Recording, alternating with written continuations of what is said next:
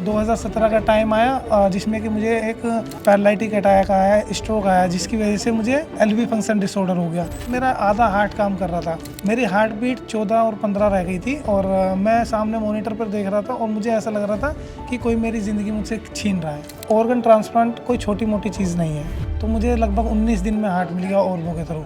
अब मैं अपनी ज़िंदगी सिर्फ उसी के लिए जी रहा हूँ। एक्चुअली मेरे सपने तो 2017 में ही ख़त्म हो चुके थे। मेरे साथ एक युवा है जो आपको बताएगा, जिसकी वजह से आपको पता लगेगा कि अगर हम देखिए, मृत्यु एक सत्य है, हम सबको भी एक दिन जाना है, लेकिन हम अगर अंगदान का जीवित होते हुए भी निर्णय लेते हैं और लोगों की ज़िंदगी आगे अपनी मौत के बाद भी लोगों को ज़िंदगी देने की ख्वाहिश रखते हैं, अगर कुछ ऐसा करना चाहते हैं, तो इस बच्चे की कहानी आपको बहुत प्रेरणादायक लगेगी। बेटा क्या नाम है? सर मेरा नाम राहुल कुमार प्रजापति है और मैं अभी 30 साल का हो गया हूँ और जो कि अभी किसी के डोनेट करने से, ऑर्गन डोनेशन या किसी के हाँ बोलने से क्या मुझे हुआ क्या था, पहले मैं समझना चाहूँगा, क्योंकि ये कहानी एक ऐसी कहानी है जो लोगों को अच्छा करने के लिए प्रेरित करेगी, भला करने के लिए, मानवीय जीवन में बहुत बढ़िया काम करेगी। क्या क्या हुआ था आपके साथ जो आपको ऑर्गन प्राप्त करने की, लेने की, दान प्राप्त करने की ज़रूरत पड़ी?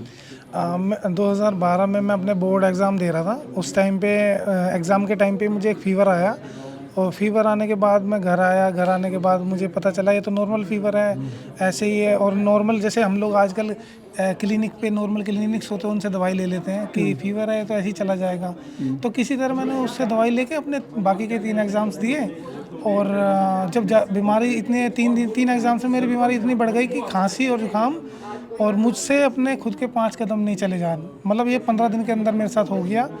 और किसी के कहने से हम लोग एम्स आए और एम्स में आके जब हम ट्रीटमेंट चालू करवाया तो डॉक्टर्स ने बताया कि मुझे एक बीमारी हो गई है, DCM, डायलेटेड कार्डियोमायोपैथी, जिसकी वजह से हमारे जो हार्ट के मसल्स होते हैं वो धीरे धीरे वीक होने लगते हैं और अचानक से बिस्तर पे पड़ जाता है आदमी। तो जैसा कि एम्स तो एक ऐसी संस्था है जिसमें कि हर तरीके का इलाज है बहुत और उच्च स्तर का इलाज है। हाँ जी, और अभी तो हमेशा ही डॉक्टर्स से भगवान का एक रूप है। और उसी टाइम हमने डॉक्टर्स को दिखाया तो डॉक्टर्स ने मेरी बीमारी को पहचान लिया और लगभग 20 दिन बाद मेरे को दवाइयाँ जो स्टार्ट की थी उससे आराम लगना स्टार्ट हो गया।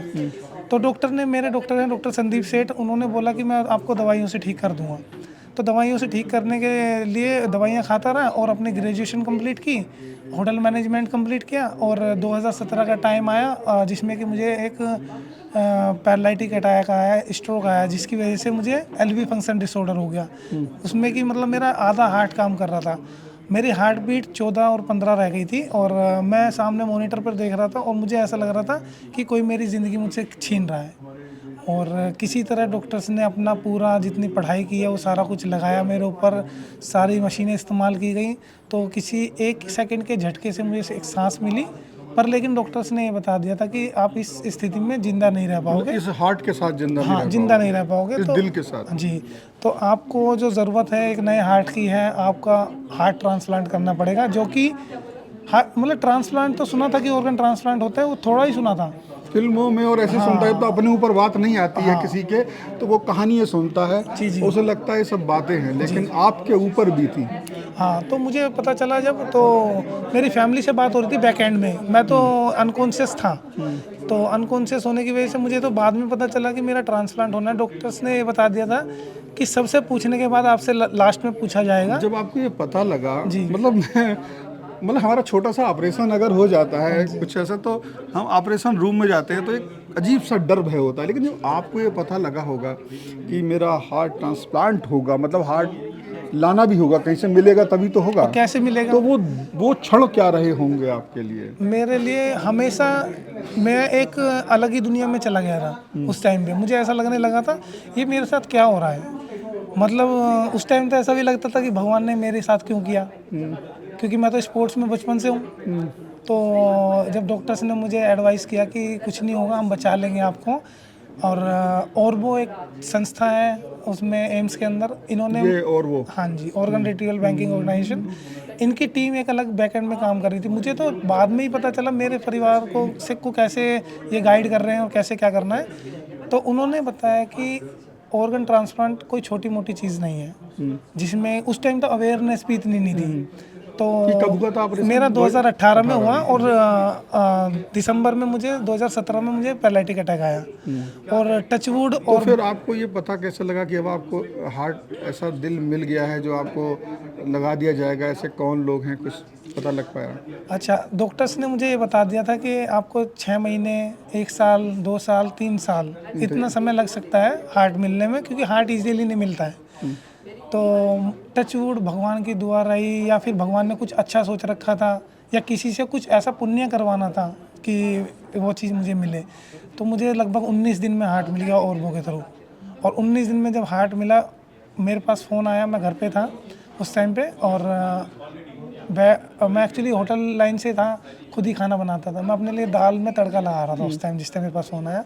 उन्होंने बोला कि भाई एक हार्ट अवेलेबल हो गया है और आप कितनी देर में आ सकते हैं। जैसा कि मैं दिल्ली में ही रहता था उस टाइम पे, तो मेरे पास फ़ोन आया कि कितनी देर में आ जाओगे। मैंने बोला सर 1 घंटे में आ जाएंगे। कह रहे 1 घंटे नहीं, उससे जल्दी आ जाए, और कोई प्रॉब्लम हो या कोई रोके तो हमें बताना, कैसे आओगे वो बता दीजिए। मेरे पापा 40 मिनट में बाइक से मेरे को यहाँ पे ले आए। इतनी स्थिति ठीक थी उस टाइम पे, डॉक्टर्स ने किया था मुझे ठीक। और आए और प्रोसेस स्टार्ट हो गया। और हाँ, एक चीज़ मुझे पता चली थी कि डोनर फैमिली ने एक बार को मना कर दिया था कि हम नहीं करेंगे डोनेशन। फिर यहाँ से एक टीम गई एम्स से, उन्होंने गाइड किया, और फिर दोबारा से उन्होंने डिसीजन लिया। और लगभग मुझे बताया गया है, या मुझे पता चला है कि वो मेरी सेम एज का था, 22 का। कैसे उसका पता लगा, उसके साथ क्या हुआ? एक्चुअली एक तो मिलने तो दिया नहीं जाता, कॉन्फिडेंशियल रहता है, पर कुछ खबरों से, कुछ लोगों से पता चला कि बाइक से एक एक्सीडेंट हुआ था, और उसकी फैमिली ने डिसीजन लिया कि ऑर्गन डोनेट कर देना चाहिए। तो मैं तो हमेशा ऑर्गन डोनर्स को धन्यवाद करता हूँ, दिल से धन्यवाद करता आज हूँ। आप नॉर्मल जिंदगी जी पा रहे हो? क्या आपकी जो स्पोर्ट्स की इच्छाएं थी वो कर पा रहे हो? जी, जो एक स्वस्थ आदमी कर सकता है, उससे ऊपर ही मैं बोलूँगा, क्योंकि मैं इतना स्वस्थ हूँ कि ऐसा कोई काम नहीं है जो स्वस्थ आदमी करता है मैं ना कर सकूं।